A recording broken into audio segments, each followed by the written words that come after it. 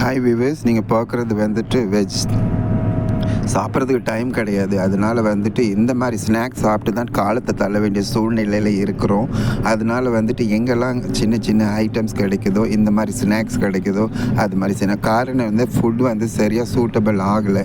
அதனால நமக்கு தெரிஞ்ச இந்த ஸ்நாக்ஸ் ஐட்டம்ஸ் தான் சாப்பிட்டு டீ குடிச்சிட்டு 2-3 நாளைக்கு ஒர்க் வந்து அவுட் ஸ்டேஷனில் முடிச்சாகக்கூடிய சூழ்நிலையில் இருக்கிறதுனால இந்த ஸ்நாக்ஸு எங்களுக்கு ரொம்ப பிடிச்சிச்சு. இந்த வாழைக்காய் பஜ்ஜி ஆகட்டும், பிரெட் பஜ்ஜி ஆகட்டும், அந்த மலையாளம் ஸ்டைலில் போடக்கூடிய ஸ்வீட்டு ரொம்ப ரொம்ப டிஃப்ரெண்ட்டான ஸ்டைல் இருந்தது. 2வது சட்னி, கார சட்னியும் தேங்காய் சட்னியும் கொடுத்தாங்க.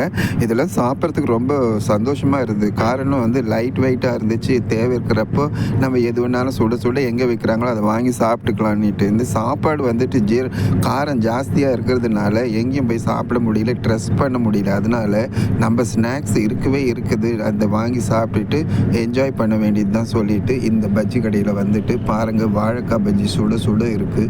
ஸோ 2-3 பஜ்ஜி ஒரு டீ சாப்பிட்டுட்டு இப்போதைக்கு மேனேஜ் பண்ணிக்கலாம். நைட்டு வேறு எங்கேயாச்சும் நல்ல ட்ரெஸ்ஸு நல்ல ஃபுட் கிடைக்குதான்னு பார்ப்போம். வந்து பாருங்கள், பிரெட் பஜ்ஜி, இது ஒரு பிரெட் பஜ்ஜி, 2 வாழைக்காய் பஜ்ஜி.